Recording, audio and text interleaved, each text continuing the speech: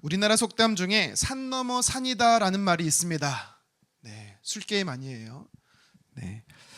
산 하나를 힘들게 넘어서면 바로 또 더 큰 산이 우리 앞에 놓여 있다라는 말이지요. 한 고비가 끝나면 또 다른 더 큰 인생의 문제의 고비가 우리 삶에 찾아온다라는 것을 비유적으로 표현한 말입니다. 지금 출애굽한 이스라엘 백성들의 상황이 바로 산 넘어 산에 해당합니다. 리비딤이라는 곳에서요, 마실 물이 없었습니다. 물 문제가 또 발생한 거예요. 사진을 한번 보시겠습니까? 네, 첫 번째 빨간색 동그라미가요, 출애굽한 이스라엘 백성들이 3일째 됐을 때, 홍해를 건너고 3일째 됐을 때에 정착했던 마라라는 지역입니다. 이곳에서도 이스라엘 백성들은 마실 물이 없었어요. 이때 하나님께서 어떻게 이 물 문제를 해결해 주십니까? 엘림이라는 곳으로 인도해 주셔서 그곳에서 물을 공급해 주시지요. 마라라는 지역에서 이동을 합니다. 한 30일, 한 달 정도 되니까 이스라엘 백성들이 어디에 정착을 하냐면 두 번째 동그라미 파란색에 해당하는 르비딤이라는 곳에 이스라엘 백성들이 머물게 돼요. 근데 이곳에서 또 타는 듯한 목마름의 갈증, 물 문제를 겪게 되는 거죠. 이전에도 똑같은 문제가 있었고 그때 하나님께서 이렇게 해결해 주셨으니까 이번에도 똑같은 문제가 내게 찾아왔지만 하나님께서는 해결해 주실 거야. 이런 믿음을 좀 이스라엘 백성들이 소유하고 있었으면 좋았을 텐데 그렇지가 않았던 거예요. 리비딤이라는 곳에서 이스라엘 백성들이 어떻게 반응한 줄 아십니까? 우리 말씀 한번 찾아보겠습니다. 출애굽기 17장 2절 상반절 함께 읽겠습니다. 백성이 모세와 다투어. 아멘. 마라라는 지역에서는요, 원망했어요. 감정적으로 불평할 정도였습니다. 그런데 이번에는 어떻습니까? 똑같은 문제가 또 발생하니까 단순히 원망과 불평의 감정적 문제가 아니라 이번에는 다퉜다라는 거예요. 히브리 단어로 보면 이 다퉜다라는 단어는 리브라는 단어인데요. 어떤 뜻이 있냐면 고소하다, 송사하다라는 것입니다. 법률 용어죠. 쉽게 말하면 이스라엘 백성들이 공격적 태도를 가지고 모세의 인도함 자체를 인정할 수 없다, 공개적으로 문제 삼은 것입니다. 다행히도 하나님께서는 모세를 통해 호렙산에 반석을 치게 하셔서 물을 공급하시죠. 다툼의 문제는 진화가 되었습니다. 이렇게 한 고비를 넘었는데 또 어떤 일이 벌어집니까? 물 문제가 해결되니까 며칠 지났다고 이번에는 전쟁이 발발해요. 더 큰 문제가 발생했던 것입니다. 리비딤에 있던 이스라엘을 아말렉이 공격한 것입니다. 이 싸움에서 이스라엘이 어떻게 반응하고 대응했는지 우리가 살펴보기 전에 먼저 아말렉 사람들이 누군지를 알아야 합니다. 아말렉이라는 표현은요, 원래 사람의 이름이에요. 성경에 아말렉이 제일 먼저 어디 등장하냐면 창세기 36장에 등장하는데요. 우리 같이 창세기 36장 12절 상반절 함께 읽겠습니다. 에서의 아들 엘리바스의 첩 딥나는 아말렉을 엘리바스에게 낳았으니. 아멘. 여러분, 에서가 누구지요? 야곱의 쌍둥이 형이지요. 성경은요, 예수님을 이 땅에 오게 하시는 믿음의 계보가 있다라고 이야기를 해요. 한번 도표를 보시겠습니까? 하나님이 갈대아 우르에 있던 아브라함을 부르시지요. 자녀 삼아 주셨습니다. 그래서 아브라함을 통해서 이삭과 야곱과 또 야곱의 12아들들, 그들의 12지파가 돼서요, 예수님이 이 계보로 오세요. 특별히 12아들들 중에 유다의 자손으로 다윗 왕의 후손으로 예수님이 육신의 몸을 입고 이 땅에 오시지요. 이게 믿음의 계보입니다. 근데 성경은요, 이렇게 믿음의 계보만 이야기하는 것이 아니라 이삭의 다른 아들 에서의 후손들도 설명하고 있어요. 다음 도표를 보시겠습니까? 자, 이삭의 두 아들이 있어요. 쌍둥이 아들. 오른쪽이 믿음의 계보고요, 동생 믿음의 계보고요, 왼쪽이 형의 계보예요. 에서의 계보인데 에서의 첫째 아들이 누구냐면 엘리바스입니다. 그리고 이 엘리바스를 통해서 아들을 낳는데 그의 이름이 아말렉이었던 거예요. 여러분 이거를 자세히 보면 이스라엘과 아말렉의 관계를 우리가 알 수 있어요. 촌수로 따지면 아말렉은요 이스라엘에게 있어서 사실 조카 손자뻘 됩니다. 그렇죠? 아말렉이 그러니까 야곱입니다. 이스라엘의 야곱의 기준으로 보면. 그리고 아말렉은 야곱에게 있어서 조카 손자, 아말렉에게 야곱은 5천 당숙이 되는 거죠. 어려워요 이게. 헷갈립니다. 핵가족화된 우리나라에서는요 이렇게 당숙, 조카 손자 사실 먼 거리죠. 먼 개념입니다. 하지만 당시 고대 근동 시족 사회, 부족 사회에서는요 매우 친숙하고 실질적인 관계였습니다. 늘상 만나는 관계였어요. 그러니까 이스라엘 백성들에게 아말렉은 친척과도 같은 존재였습니다. 전혀 모르는 사람들이 아니라 아는 사람, 가까운 사람들이었습니다. 다음 사진 한번 보시겠어요? 중간에 검은색으로 넓게 퍼져 있는 타운원이 있죠. 이게 에돔 서쪽 네게브 사막 시나이 북부 일대로 아말렉 족속이 거주하던 지역이에요. 이들도 유목민족이기 때문에 이동했습니다. 그런데 중요한 사실은 이 사진을 보면 알겠지만 홍해를 건넜던 이스라엘 백성들은요 아말렉에게 피해를 주지 않고 마치 해안선을 따라 이동하는 것처럼 움직였어요. 요새 뉴스를 보면 캄보디아가 시끄럽죠. 당분간 선교 캄보디아로 못 가겠습니다. 취업 알선 사기 이슈가 되고 있어요. 어떻게 그 많은 청년들이 캄보디아로 갔을까? 갇혀서 고문을 당하며 보이스피싱, 로맨스 스캠 등과 같은 범죄에 가담했을까? 무려 그 인원이 1,000명이 넘는다라고 말해요. 몇 년 전부터 언론들은 사실 이거를 계속해서 방영했었지만 부각이 안 되다가 최근 정부까지 나서면서 문제를 해결하려고 하는 계기가 된 사건이 하나 있었습니다. 혹시 뭔지 아세요? 22살의 남자 대학생이 캄보디아의 시신으로 발견이 된 거예요. 이 학생이 원래는 가족들에게 취업 박람회에 다녀오겠다라고, 캄보디아에 다녀오겠다라고 하고 갔습니다. 근데 연락이 두절됐어요. 그런데 발견이 됐는데 온 몸에 멍자국과 상처 자국으로 고문 정황이 드러났죠. 단순한 죽음이 아니라 범죄 조직과 연루된 것으로 밝혀졌고 이제 이게 사회 문제가 되었던 것입니다. 여러분 근데요 이 죽은 남학생을 캄보디아로 부른 사람이 누군지 아십니까? 같은 학교 과 선배였습니다. 어떻게 그렇게 멀쩡한 사람들이 캄보디아까지 갈 수 있는가? 돈이 필요함에 이 절박함도 있었겠지만 지인, 친한 사람들의 거짓말에 속았기 때문이죠. 내가 캄보디아에서 번 돈이야. 통장도 보여주고 내가 사는 집이야. 타는 차야. 싹 다 편집된 거짓말인데도 호화로운 생활을 하는 것을 보니까 사람이 솔깃하는 겁니다. 심지어 비행기표까지 보내주니까 믿는 거죠. 나도 한두 달 반짝 일하고 오면 큰 돈 만질 수 있겠는데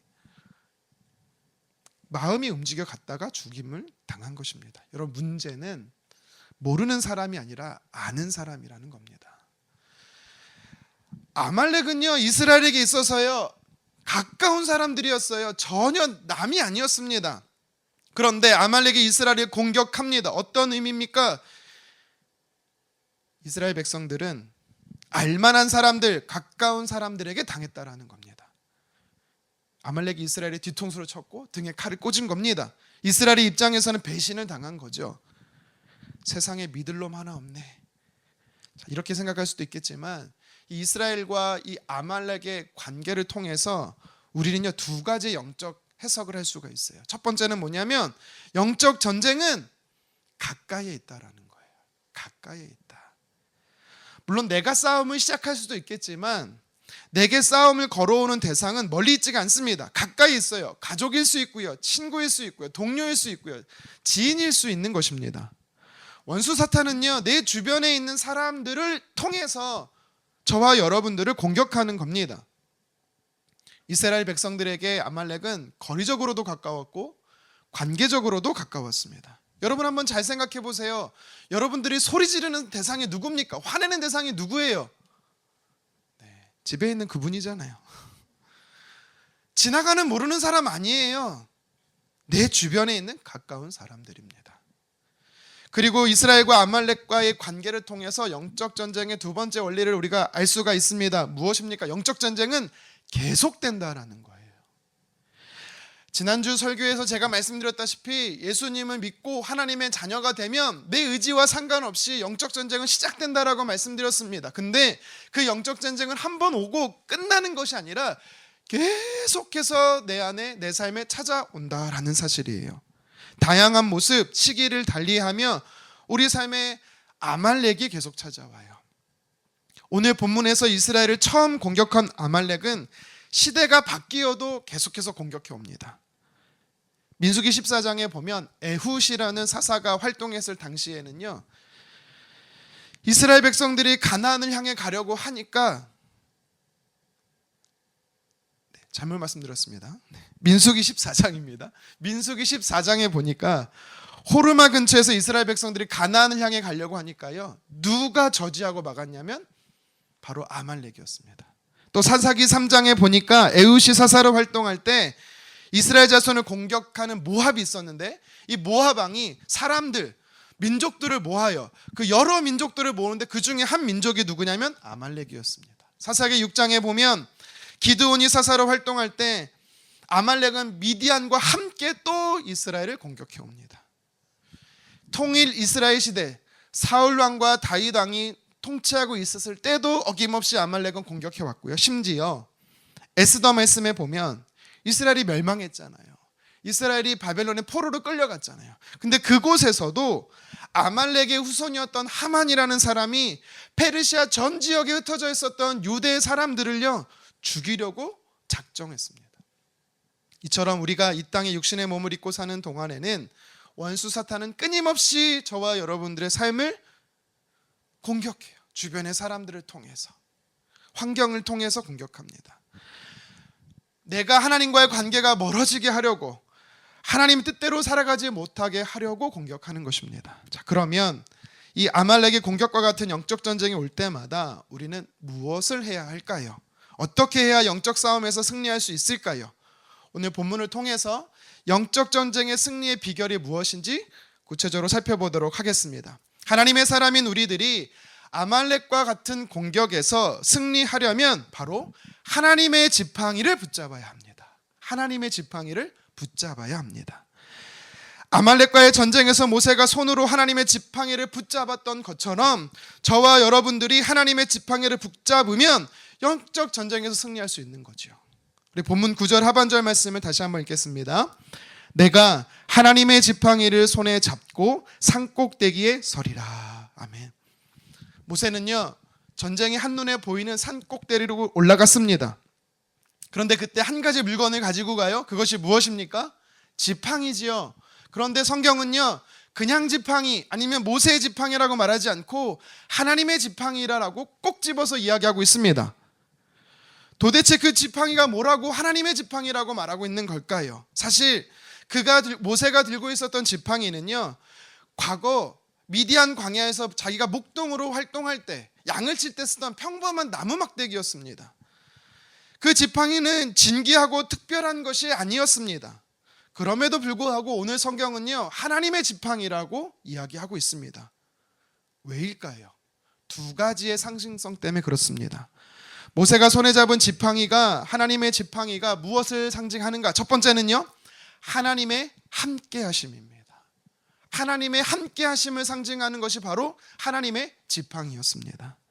동행하시는 하나님, 나와 함께하시는, 임재하시는 하나님의 상징이 바로 이 지팡이였어요. 출애굽기 3장과 4장에 보면 하나님은 미디안 광야에서 양을 치던 모세를 부르세요. 애굽으로 보내십니다. 고통당하는 내 백성을 이끌어내라. 가나안 땅 적과 꿀이 흐르는 곳으로 그들을 인도해 가라라고 하나님은 모세에게 사명을 주셨어요. 만약 하나님이 그때 모세처럼 저를 부르셨다면 저는 정말 기뻤을 것 같습니다. 주님, 제가 무조건 가겠습니다. 저 같은 사람을 쓰시다니 땡큐 갓 하면서 당장 갔습니다. 저는 제가 지난번에도 말씀드렸지만 저는 선교사가 되려고 신학교에 입학을 했습니다. 그해 바로 선교단체에 가입을 했어요. 2001년도에 선교 대학생 컨퍼런스가 있었는데 그때가 좀 기억이 납니다. 주제가 Calling into the Holy Army였습니다. 무슨 말입니까?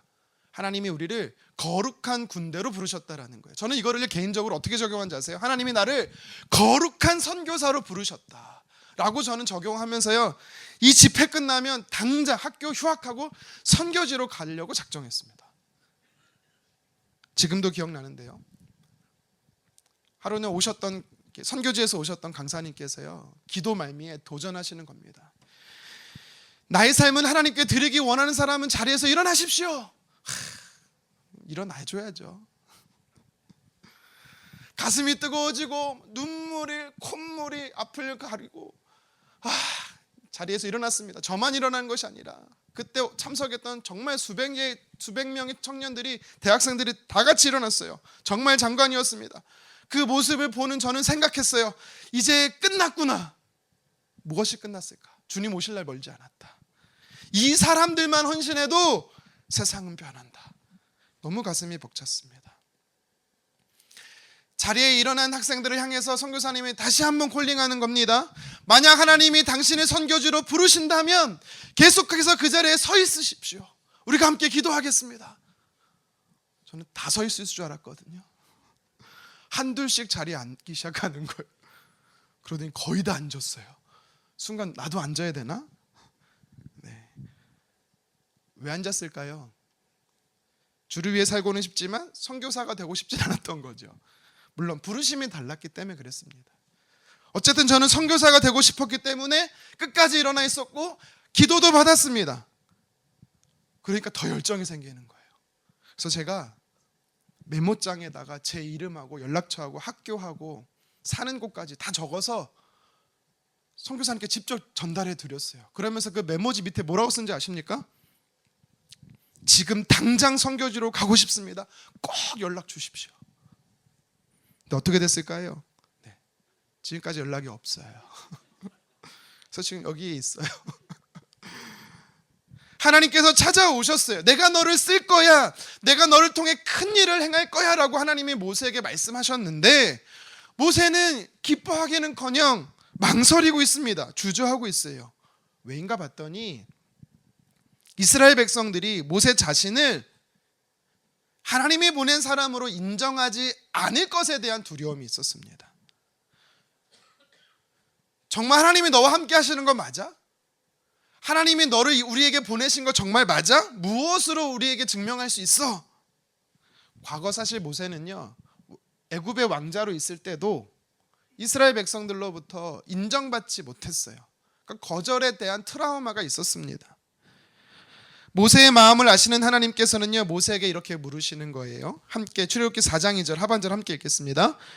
내 손에 있는 것이 무엇이냐? 그가 이르되 지팡이니이다. 아멘. 모세야, 지금 너 손에 있는 게 뭐야? 내 하나님 평범한 막대기 지팡이예요. 그래? 그럼 그거 한번 땅에 던져봐. 하나님의 말씀에 따라 모세는요, 지팡이를 던졌어요. 그랬더니 그 지팡이가 뭘로 변했습니까? 뱀으로 변했어요. 하나님이 다시 말합니다. 뱀의 꼬리를 잡아봐. 이번에도 모세는 뱀의 꼬리, 하나님 말씀 따라 뱀의 꼬리를 잡았더니 다시 지팡이로 돌아온 겁니다. 왜 하나님께서 모세에게 이런 기적을 행하셨을까요? 이런 기적을 증표로 주신 이유가 뭐예요? 출애굽기 4장 5절 함께 읽겠습니다. 여호와가 내게 나타난 줄을 믿게 하려 함이라 하시고. 아멘. 하나님께서 모세에게 이러한 기적과 이적을 행하셨던 이유는 내가 너와 함께 하고 있어. 모세 개인에게뿐만 아니라 이스라엘 백성들 전체에게, 애굽에 있는 이스라엘 백성들에게 모세가 하나님이 보내신 사람이야. 하나님이 우리와 함께하고 계셔 라는 사실을 하나님이 가르쳐주고 싶으셨던 것입니다. 바로 이 모세의 지팡이를 통해 하나님은 말씀하신 거예요. 이 일이 있은 후에 모세는 하나님의 뜻에 따라 애굽으로 갔습니다. 애굽을 향해 가는 모세의 모습을 성경은 의미심장하게 이렇게 기록하고 있어요. 출애굽기 4장 20절 하반절 함께 읽겠습니다. 모세가 하나님의 지팡이를 손에 잡았더라. 아멘. 모세가 하나님의 지팡이를 잡았어요. 무슨 뜻이냐면 모세는 지팡이를 볼 때마다 나와 함께 하시는 하나님, 우리와 함께 하시는 하나님, 하나님이 함께 하시는 분, 임재하시는 분이라고 그는 믿었던 것입니다. 그것이 바로 지팡이였던 거예요. 그리고 또 우리가 어디서 모세가 붙잡고 있는 지팡이를 통해서 함께 하시는 하나님을 알 수가 있습니까? 아말렉이 공격해 오기 바로 직전 그들이 머물던 르비딤이라는 곳에서 알 수가 있지요. 마실물이 없어 원망과 불평을 넘어 모세를 향해 다투었던 이스라엘 백성들입니다. 이때 이스라엘 백성들이 했던 말들이 있어요. 무엇입니까? 우리 출애굽기 17장 7절 하반절 읽겠습니다. 여호와께서 우리 중에 계신가 안 계신가 하였음이더라. 아멘. 여러분, 이게 무슨 뜻이라고 제가 말씀드렸어요? 하나님은 없어, 하나님은 나와 함께하지 않으셔 라고 고백하는 단순한 불평이 아니라 불신앙, 믿음 없는 모습이었어요. 이스라엘 백성들은요, 마실 물이 없는 결핍의 문제 상황에 놓이게 되니까 하나님은 우리를 떠났다고, 하나님은 우리와 함께하지 않는다라고 불신앙의 표현을 했던 거예요. 분명히 하나님께서는 출애굽할 때 내가 너희와 함께하고 너희를 인도할 것이고 너희를 지키실 거라고 하나님 약속하셨는데 그걸 잃어버렸던 것입니다. 하나님께서는요, 모세에게 뭐라고 말씀하셨습니까? 호렙에 있는 산, 호렙산의 그 반석을 치라고 하시죠. 근데 그 반석에서 물을 하나님께서 공급하시는데 그때 하나님이 무엇으로 반석을 치라고 하십니까? 지팡이였어요. 우리 출애굽기 17장 5절 하반절 함께 읽겠습니다. 내 지팡이를 손에 잡고 가라. 아멘. 우리는 이 부분을 깊이 묵상해 봐야 돼요. 왜 하나님께서는요, 반석에서 물을 내실 때 모세가 가지고 있던 지팡이로 반석을 치게 하셨을까요? 그 이유는 하나님이 이스라엘 백성들과 함께 하신다라는 사실을 보여주기 위해서였어요. 하나님은 우리와 함께 하지 않으셔, 하나님은 나와 함께 하지 않으셔 라고 의심했던 그들에게 하나님은 그 모세의 지팡이를 통해서 함께 하시는 하나님이심을 나타내 보이고 싶었던 것입니다. 모세가 지니고 있던 지팡이는 무엇을 상징합니까? 함께 하시는 하나님입니다. 하나님의 임재예요. 마실 물이 없는 문제가 우리에게 생긴 건 하나님이 지금 우리와 함께하지 않아서 라고 불평했던 이스라엘 백성들을 향해서 하나님은 너희와 함께하고 있어 라는 것을 또다시 보여주었던 것입니다. 이렇게 하나님께서 함께 하신다는 의미가 바로 지팡이였던 것이죠. 모세는 그래서 하나님의 지팡이를 가지고 산꼭대기에 올라갔던 것입니다. 여러분, 우리도 모세와 같이 어려움이 생기면, 문제가 발생하면 나와 함께 하시는 하나님을 믿어야 합니다. 동행하시는 하나님을 신뢰해야 합니다. 성경 여러 부분에서 하나님께서 그의 사랑하는 백성들과 함께 하신다라는 사실을 보여주고 계세요. 임마누엘로서 세상 끝날까지 늘 항상 함께 하신다라고 하셨지만 특히 더 언제 하나님이 우리와 함께 하신다라고 말씀한지 아세요? 하나님이 의도적으로 함께 하심을 강조할 때가 있습니다. 그때가 언제냐면 우리가 고난 중에 있을 때입니다. 다니엘의 세 친구가 있어요. 사드락과 메삭과 아벳느고가 있습니다.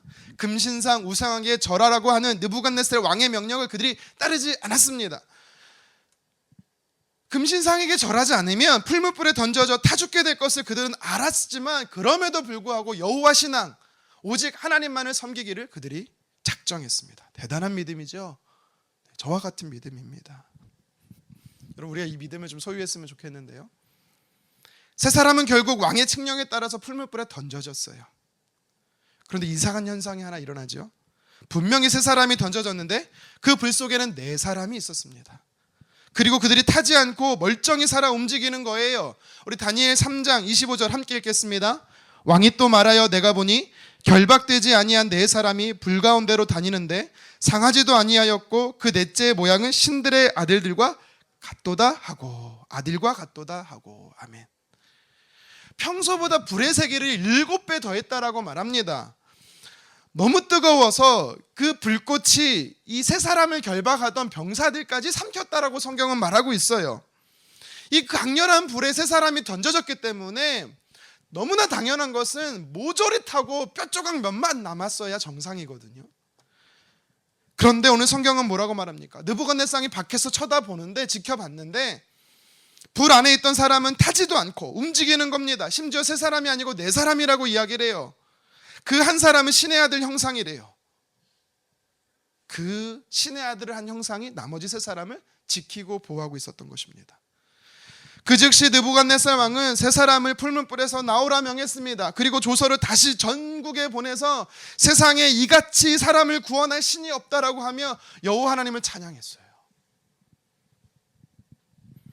여러분, 이 사실을 통해 우리가 무엇을 할 수 있습니까? 하나님의 사람은 믿음으로 살아도 어려움에 처할 수 있다라는 거예요. 그런데 하나님은 그런 믿음의 사람을 그냥 내버려 두지 아니하시고 불물불과 같은 고난의 현장에서 세 사람을 보호하시고 지키셨던 것처럼 우리와 함께 하시는 하나님께서는 고난의 상황에서도 우리를 건져내어 주실 것입니다. 이 사실을 삶으로 경험했던 사람 다윗이 그래서 시편의 주옥같이 이렇게 고백하는 거예요. 우리 시편 23편 4절 함께 읽겠습니다. 내가 사망의 음침한 골짜기로 다닐지라도 해를 두려워하지 않을 것은 주께서 나와 함께 하심이라. 주의 지팡이와 막대기가 나를 안위하시나이다. 아멘. 다윗이 뭐라고 말하고 있습니까? 죽을 것 같은 상황, 살 소망이 끊어진 상태, 고난의 현장에 있었지만, 그런 다윗이었지만 그는요 하나님이 나와 함께 하셨다라고 고백합니다. 함께 하신 하나님이 보호하셨고 위로하셨고 평안을 주셨다라고 기록하고 있는 거예요. 하나님은 우리를 떠나지 않고 항상 함께 하십니다. 특별히 우리가 고통 속에 있을 때 더더욱 함께 하시겠다라고 약속하세요. 모세가 하나님의 지팡이를 붙잡았다라는 것은 모세 혼자 문제 현장에 있었다라는 게 아닙니다. 함께 하신 하나님을 의지하며 모세가 그곳에 있었다라는 거예요. 사랑하는 성도 여러분, 혹시 지금 내가 이스라엘 백성들과 같이 아말렉의 공격으로 홀로 감당하기 어려운 상황, 고통의 현장 가운데 있는 분들 계십니까? 그렇다면 모세처럼 하나님의 지팡이를 붙잡기를 바랍니다. 하나님의 지팡이를 붙잡는다라는 것은 나와 함께 하시는 하나님을 붙잡는 것입니다. 나와 함께 하시는 그 하나님께서 우리를 지키시고 보호하실 것입니다. 우리가 언제 안전할 수 있을까요? 그 문제가, 고난의 문제가 해결될 때 안전할 수 있을까요? 아니요. 그 고비가 지나면 또 한 더 큰 고비가 우리 삶에 찾아옵니다. 그게 우리네 인생이에요. 영원한 안전이 없다라는 겁니다. 그러면 우리가 언제 진짜 안전할 수 있습니까? 나의 반석이 되시고 나의 요새가 되시고 피할 바위 되시는 하나님이 지금 나와 함께 하신다는 사실을 믿을 때 우리는 참 평안 샬롬을 경험할 수 있는 것입니다. 시편 139편에 하나님 말씀하세요. 너가 높은 곳에 올라갈지라도 하나님 거기 계셔. 네가 땅속 깊은 곳에 숨을지라도 하나님은 거기서 너를 만나실 거야. 바다 끝에 멀리 도망쳐도 하나님은 그곳에서 너를 찾아내실 거야. 하나님을 피할 수 있는 공간이 아무 데도 없다라는 겁니다. 나쁜 의미가 아니라 좋은 의미죠. 하나님이 나와 항상 함께 하신다라는 약속입니다. 여러분 기억하시기를 바랍니다. 하나님께서 여러분들을 도우실 거예요. 여러분들을 지키실 것입니다. 돕고 지키시는 하나님은 바로 나와 우리와 함께 하시는 하나님이십니다. 그 함께 하시는 하나님이 바로 여러분을 대신하여 싸우실 것입니다. 이 사실을 믿는 자가 영적 전쟁에서 승리를 경험할 수 있는 것이지요. 한 가지만 더 살펴보겠습니다. 모세가 손에 잡은 하나님의 지팡이가 무엇을 상징합니까? 두 번째로 하나님의 능력을 탑니다. 하나님의 능력. 이스라엘 백성들을 출애굽시키기 위해 미디안 광야에 있던 모세를 하나님은 애굽으로 보내셨어요. 그러면서 하나님께서 모세에게 한 가지 명령을 하십니다. 그것이 무엇이냐면 이적을 행하라는 거예요. 기적을 행하라는 것입니다.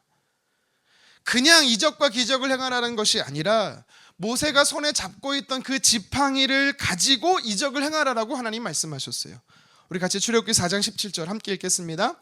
너는 이 지팡이를 손에 잡고 이것으로 이적을 행할지니라. 아멘. 여러분 이 말씀을 자세하게 분석해 보면 명령으로 되어 있어요. 하나님이 모세에게 명령하신 거예요. 너는 손에 잡은 지팡이로 반드시 이적을 행해야만 돼 라고 하나님께서 모세에게 말씀하신 겁니다. 이것은 모세가 능력이 있어서도 지팡이에 무슨 효염이 있어서도 아닙니다. 능력의 근원 되시는 하나님께서 모세가 손에 잡은 지팡이를 통해 하나님의 그 능력을 나타내 보이시겠다라고 약속하신 거예요. 그리고 이 약속은요, 하나님의 능력을 행하시겠다는 약속은 정말 성취되었습니다. 어떻게 성취됐습니까? 애굽에 있는 이스라엘 백성들 앞에서 모세가 그 지팡이를 던졌더니 뱀이 되죠. 다시 또 지팡이로 돌아오는 하나님의 능력이 나타납니다. 이것뿐만이 아닙니다. 출애굽기 7장에 보니까 애굽의 왕 바로 앞에서 모세가 하나님의 말씀에 따라 지팡이를 가지고 나일강을 쳤어요. 그랬더니 어떤 일이 벌어집니까? 강물이 피로 변하는 거예요. 하나님의 능력이 이적으로 나타났던 것입니다. 또 출애굽기 14장에 보면 이스라엘 백성들이 바다 가운데 마른 땅처럼 걸었다라고 성경은 말하고 있어요. 어떻게 이런 초자연적인 역사가 일어난 것입니까? 하나님께서 홍해를 가르셨기 때문이죠. 그런데 하나님이요, 말씀으로 천지를 창조하셨던 하나님이시기 때문에 홍해야 갈라져라 이렇게 하실 수 있었지만 그렇게 하지 않으세요. 이번에도 동일하게 모세로 하여금 지팡이를 가지고 홍해를 가르십니다. 우리 출애굽기 14장 16절 상반절을 읽겠습니다. 지팡이를 들고 손을 바다 위로 내밀어 그것이 갈라지게 하라. 아멘. 모세가 손에 잡은 지팡이를 바다 위를 향해 내밀었더니 그때서야 홍해가 갈라졌던 것이고요, 200만이 넘는 이스라엘 백성들이 모두 무사히 바다를 건널 수가 있었습니다. 바다가 갈라지고 다시 바다가 채워지는 이런 기이한 역사, 하나님의 능력이 어떻게 나타났던 것입니까? 지팡이를 통해서 나타났던 거예요. 그리고 아말렉이 공격해 오기 전 얼마 전인 르비딤에서 마실물이 없을 때도 똑같아요. 호렙산의 반석을 하나님께서요, 이스라엘 백성들에게 물을 공급할 때 모세의 지팡이를 통해서 하나님께서는요, 역사하셨던 것입니다. 이런 일련의 사건들, 하나님이 아니고서는 도저히 설명할 수 없는 일들을 우리는 기적이라고밖에 표현할 수가 없지요. 하나님의 역사들을 모세는요, 바로 이 자신이 잡고 있는 이 지팡이를 통해서 경험했던 것입니다. 그래서 그는 깨달은 거예요. 무엇을 깨달았습니까? 이 손에 잡은 지팡이를 볼 때마다 나와 함께 하신 하나님은 능력의 하나님이시다, 내 삶의 능력을 베푸시는 좋으신 하나님이시다라는 사실을 모세는요, 확신했던 것입니다. 그래서 모세는 지팡이를 통해 이적을 행하라, 지팡이를 통해 놀라운 일을 행하라라고 하셨던 하나님의 명령을 아말렉과의 전쟁에 적용했던 것입니다. 능력의 하나님께서 이번에도 놀라운 일을 행하심으로 인하여 승리를 주실 것을 믿고 하나님이 얼마나 위대하신지, 능력이 많으신 분이신지를 보여주기를 간절히 소원했던 것이죠. 그래서 하나님의 지팡이를 잡고 능력의 하나님께 나아갔던 것입니다. 여러분, 그런데요, 오늘 본문보다 앞서서 이전에 하나님이 이 모세의 지팡이를 통해 행하신 4가지의 사건과 오늘 아말렉 전쟁과 비교했을 때 이전의 4번의 사건에서는 공통적으로 나타나지만 이번에는 나타나지 않는 게 있습니다. 혹시 그것이 무엇인지 아세요? 도표를 보시면 쉽게 아실 수 있는데요, 한번 보시겠습니까? 네, 도표가 안 보이네요. 잘 보이나요? 네, 보인다고 합니다. 잘 보세요. 지팡이가 뱀이 될 때나, 나일강이 물로 변할 때나, 나일강이 피가 될 때나, 홍해가 갈라질 때나, 호렙산 반석에 물을 나오게 할 때나 공통적인 한 가지 사실이 뭐예요? 하나님이 직접 명하셨다라는 거예요. 직접 지시하셨다라는 거예요. 던져라, 쳐라, 내밀라, 또 치라, 이 4번의 경우에서 모두 공통적으로 하나님께서는요, 모세에게 직접 명령하신 거예요. 지시하신 거예요. 하지만 오늘 말씀 9절에 보십시오. 앞절 뒷절에도 문맥을 보면 아말렉이 쳐들어왔을 때 하나님께서는요, 모세에게 지팡이를 가지고 어떻게 해라 지시하는 말이 하나도 나오지 않습니다. 그런데도 불구하고 모세는 어떻게 하고 있어요? 하나님의 지팡이를 손에 잡고 산꼭대기에 올라섰던 거예요. 하나님 말씀하지 않으셨습니다. 그런데 왜 모세는 그렇게 했을까요? 또 결과는 어떻습니까? 우리가 잘 알듯 모세가 지팡이를 잡고 손을 들면 이스라엘 백성들이 아말렉과 싸워 이기고, 모세가 손에 잡은 지팡이를 내리면 어떻게 됩니까? 이스라엘 백성들이 졌어요. 이번에도 하나님은 모세뿐만 아니라 이스라엘 백성들에게 능력을 행하셨던 것이죠. 여러분, 여기서 우리는 아주 중요한 영적 원리를 하나 발견합니다. 무엇이냐면 하나님의 약속을 믿음으로 취하라라는 것입니다. 여러분들은 성경에 기록된 내용이 하나님의 말씀임을 믿으십니까? 하나님의 약속이 성취될 것을 믿으세요? 구체적으로 나와 함께 하시는 하나님께서 내 삶 속에 능력을 행하신다는 사실을 여러분 믿으십니까? 믿어야 돼요. 믿어야 역사가 일어나는 것입니다. 모세처럼, 오늘 본문의 모세처럼 하나님의 약속을 믿음으로 취할 때 저와 여러분들의 삶 속에 일하시는 하나님, 능력을 베푸시는 하나님을 우리는 경험할 수가 있는 것입니다. 분명히 하나님께서는 모세에게 손에 잡은 지팡이를 통해 이적을 행하라라고 하셨어요. 이게 하나님의 명령이었어요. 내가 너에게 말할 때만 행하라라고 말하지 않고 말하지 않을 때도 지팡이를 가지고 기적을 행하라라고 하나님 명령하셨던 거예요. 모세는요, 지금까지는 어떻게 했습니까? 말씀하실 때만 순종했어요. 물론 그것도 대단한데 이제는 변했어요. 아말렉이 공격해오기 전까지는 매번 하나님의 지시할 때만 지팡이를 사용했지만 이번에는 달라졌습니다. 그가 믿음으로 반응했다라는 거예요. 하나님께서 분명히 함께 하신다고 하셨고 능력 행하신다라고 하셨으니 이 위기의 순간에도 여전히 하나님은 내 삶과 함께 하시고 내 삶 속에 능력 행하실 것을 모세는 확실하게 믿었습니다. 그리고 이런 모세를 하나님 기뻐하셨어요. 하나님이 모세를 기뻐하신 것을 어떻게 알 수 있을까요? 히브리서 11장 6절을 통해 알 수 있습니다. 우리 같이 한번 읽겠습니다. 믿음이 없이는 하나님을 기쁘시게 하지 못하나니 하나님께 나아가는 자는 반드시 그가 계신 것과 또한 그가 자기를 찾는 자들에게 상 주시는 이심을 믿어야 할지니라. 아멘. 하나님을 찾는 자, 즉 하나님께 나아가는 자에게는 반드시 꼭 두 가지를 기억하라고 말하고 있어요. 뭘 기억하라고 합니까? 하나는 하나님이 함께 계시다. 또 한 가지는 뭐예요? 하나님이 상 주신다. 하나님이 계시다라는 것은요, 하나님이 지금 나와 함께 계시다라는 것을 말하는 겁니다. 상 주신다라는 것은 단순히 보상한다는 뜻이 아니라 하나님을 찾는 자에게 하나님은 그를 통해 능력을 행하신다, 역사하신다라는 것을 약속하는 겁니다. 이 두 가지를 믿는 자를 하나님이 기뻐하신대요. 오늘 본문 말씀을요, 히브리서 11장 6절을 근거해서 해석을 해보십시오. 모세가 산꼭대기에 섰다라는 것은 하나님께 나아갔다라는 것입니다. 하나님을 찾았다라는 거예요. 그런데 모세가 하나님의 지팡이를 붙잡고 있었어요.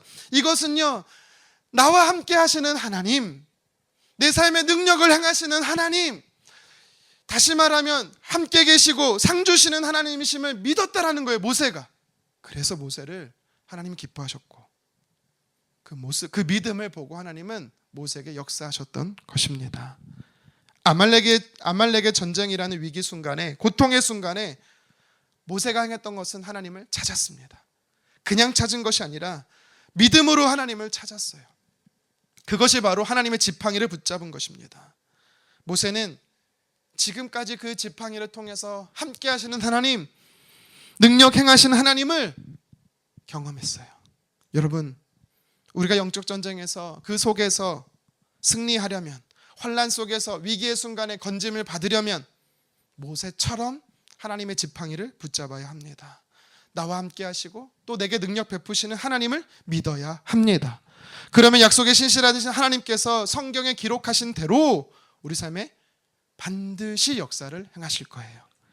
이스라엘을 공격한 아말렉 족속이 얼마나 많은지, 반대로 한 번도 전쟁을 해보지 않은 이스라엘 백성들의 상태가 어땠는지 성경은 도통 이것에 대해서 관심이 없어요. 기록하고 있지 않습니다. 왜일까요? 하나님 눈에는 그게 중요하지 않기 때문입니다. 하나님이 중요하게 보시는 것은 그의 사랑하는 자녀들이 위기의 순간에 어떻게 반응하시는지를 유심히 보시는 거예요. 하나님의 백성들인 이스라엘에게 아말렉의 공격에 있듯이 예수님을 믿어 하나님의 자녀된 저와 여러분들의 삶에도 아말렉의 공격이 있을 겁니다. 중요한 것은 지금 내가 겪고 있는 문제, 내 삶에 찾아온 문제가 얼마나 큰 게 아니에요. 또 그 일로 내가 얼마나 힘든 것도 아닙니다. 진짜 중요한 것은 그 순간에 내가 하나님, 나와 함께 하시는 하나님을 찾고 있는지, 내게 능력을 베푸시는 하나님이신지를 믿고 있느냐가 중요한 거예요. 이 믿음으로 하나님을 찾으면 모세와 이스라엘 백성들처럼 저와 여러분의 삶에도 일하시는 하나님, 역전의 하나님, 놀라운 은혜 베푸신 하나님을 반드시 경험하게 될 줄 믿으시기를 바랍니다. 말씀을 정리하겠습니다. 우리 삶에는 이스라엘과 아말렉과 같은 거리적으로나 관계적으로 가깝고 익숙한 사람들, 환경들이 있습니다. 그런데 그 사람들과 환경들이 예고 없이 갑자기 내게 찾아와서 어려움을 줄 때가 있습니다. 그리고 그 어려움들은요, 모양을 달리해서, 시기를 달리해가며 계속해서 찾아올 것입니다. 그때마다 우리는 어떻게 해야 할까요? 성경은 오늘 본문을 통해서 우리에게 가르쳐주고 있습니다. 모세가 하나님의 지팡이를 붙잡은 것처럼 저와 여러분들도 하나님의 지팡이를 붙잡아야 합니다. 모세가 붙잡은 하나님의 지팡이는 무엇이었습니까? 함께 하시는 하나님이었습니다. 능력 베푸시는 하나님이셨습니다. 우리가 현실에서, 삶 속에서, 특별히 문제의 한복판에서 믿음으로 붙잡아야 하나님은, 믿음으로 바라봐야 할 하나님은 바로 함께 하시는 하나님, 능력 베푸시는 하나님이십니다. 저와 여러분들은요, 깨지기 쉬운 질그릇과 같은 존재예요. 약한 존재예요. 하지만 감사하게도요, 하나님은 그런 나조차 사랑하신대요. 그래서 성전 삼아 우리 안에 거하시겠대요. 함께 하신다라고 말씀하십니다. 그리고 내 안에 계신 하나님께서는 내가 구하고 생각하는 모든 것보다 넘치도록 능히 행하시겠다라고 약속하십니다. 내 수준을 초월해서 일하시겠다라는 거죠.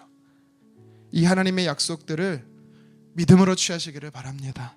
수많은 삶의 영적 전쟁에서 승리하기 위해서 나와 함께 하시는 하나님, 능력의 하나님을 믿음으로 승리를 경험하는 저와 여러분 되기를 주님의 이름으로 축원합니다.